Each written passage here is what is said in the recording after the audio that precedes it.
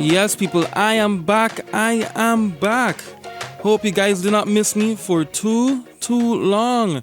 As you guys know, it's now time for the midday talk, and I have a wonderful, a beautiful, one of the best female DJs here on the island and also in the Netherlands. We have the wonderful DJ Chrisania. Oh, you're such an entrance. Oh my gosh. How are you doing today? I'm great, thank you. How are you doing? I am good. I am good. Just a bit tired because, I'm also on internship. So it's a lot of work, people. There's a lot of work doing radio. You have school as well. And for you guys who do not know, me and Chrisania actually know each other from Holland because we actually attend the same school. We attend the Breda University of Applied Sciences. We do the same study, creative business. And we were even in the same group. We also had our radio show called Island Rhythm. Oh, yeah. And she was a wonderful addition to this project. I've also done a documentary on Chrisania as well, which which was a really interesting project. It pushed me to my limits, but it did come out good eventually, because people, she is a student, a DJ, and more, because she master of her craft, master of her craft. Thank you. So how has it been since back on the island, Oh, it's been wonderful. Honestly, I can't complain at all. It's so nice to actually see St.Maarten grown, to be honest. Like, not just, the people, but places, different events. Like, so coming back as a DJ, it's really good time for me. Yeah, I understand. Yeah, and you said come back as a DJ. How has that been for you? Like, have you gotten any gigs, etc. so far? You've been back for like 2 weeks now, right? Yes. Yeah, so I've been back for 2 weeks, and so far I've got the opportunity to play twice at Brews and Bites in town. And great spot, great crew, honestly. Love playing over there. They're like family already. And this Friday, actually tomorrow is Friday already. Yeah. It's at Amore, across from Lotus. I'll be playing there the whole night.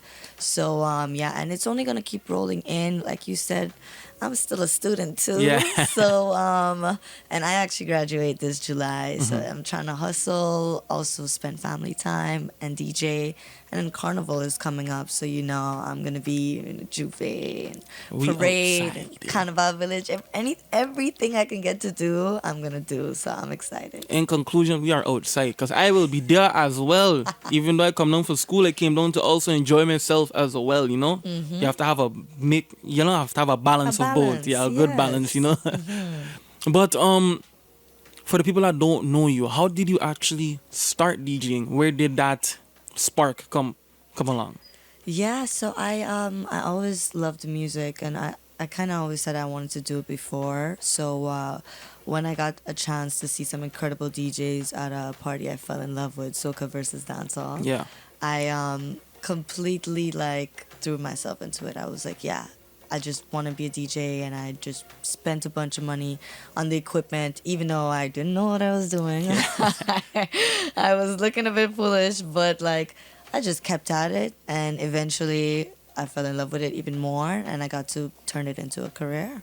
Yeah, gotta say shout out to Soca vs. Dancehall. This is basically, it's ended now. Yeah.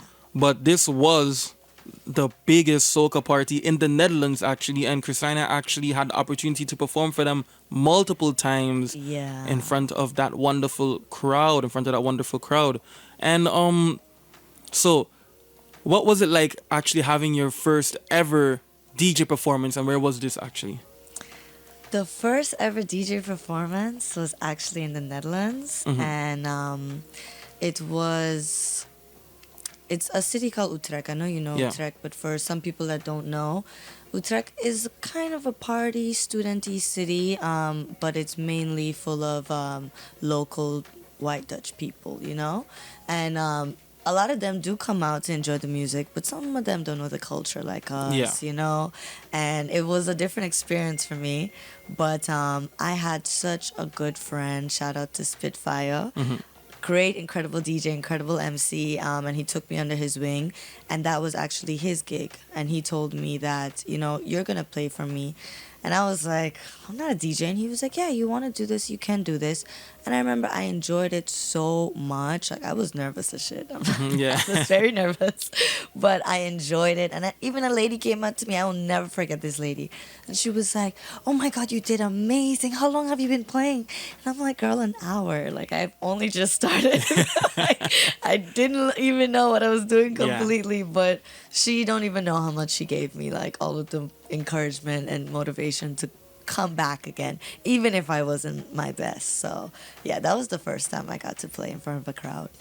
That is a very much inspiring story, because me myself, you know, you've known me for a minute, and I've always been talking about I want to get into DJing. Yeah. Want to get into DJing. And now I DJ almost every day here I love that. on this station. Sometimes, you know, you have your mess ups here and there, but then you just have to bounce back and keep it going, you know? Yeah, and practice makes perfect.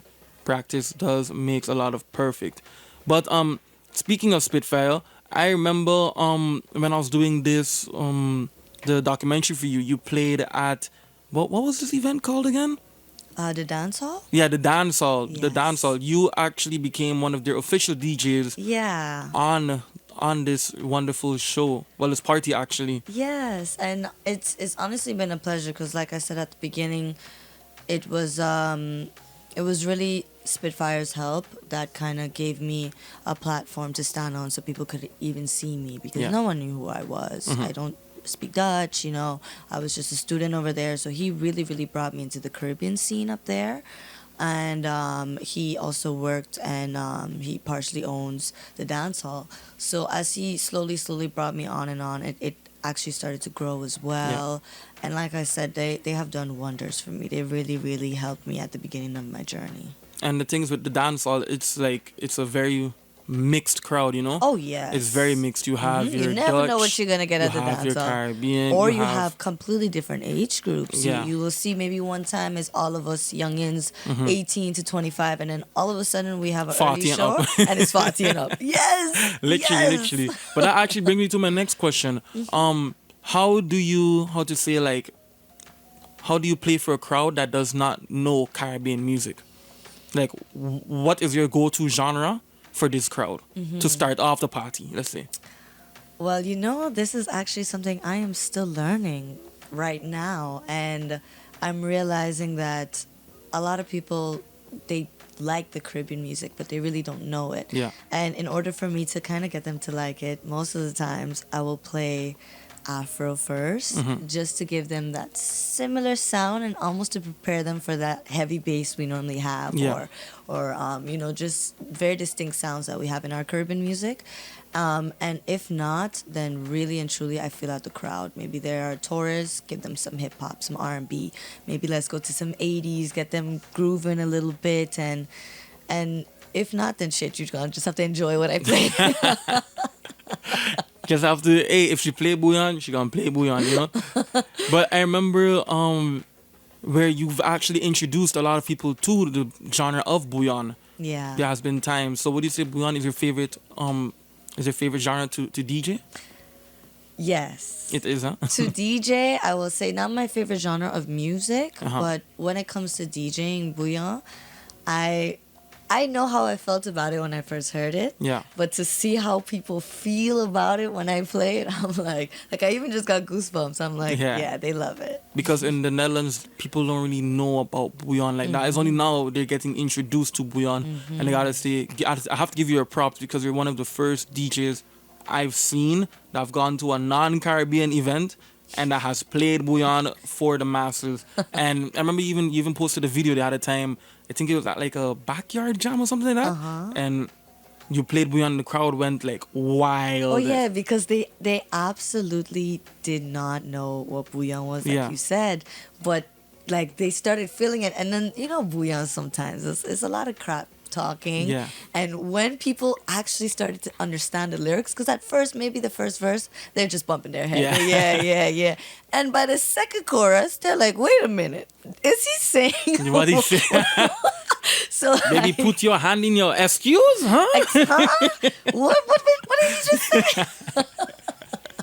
That is a nasty business for you. Uh-huh. But yeah, I would have to say I have to really give you your props and how far you've come with this DJing stuff, you know? Thank you. Like also being a lady in this field. I know you guys have your ups and your downs as well. Yeah. But you've continued to push through all of your struggles. I've seen you practice already, even at school. This is actually a very funny story. Chrisania, we would be having meetings, you know. This girl practicing. She don't care. She practicing, you know.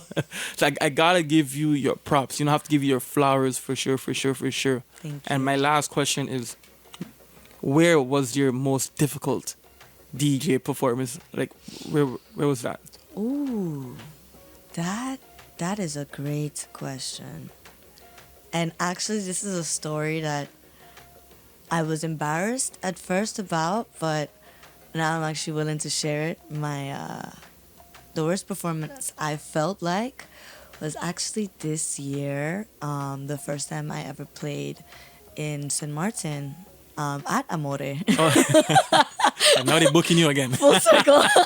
Now they're booking you again. You know why? Because it was one of my first and only gigs that I didn't trust myself. Yeah. And it was a very overwhelming time for me. It was the first time in 20 years that me, my mom, and my dad actually spent some time together. Yeah.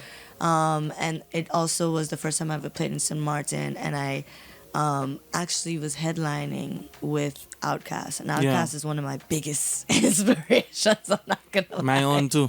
So that day I was just so in my head. I was very emotional. And I remember getting there, and even like the owner, big up to my bro, Anish, the older, he was watching me. He was like, "You good?" And even after the show, he was like, "Man, you look like you needed a shot. You were so nervous."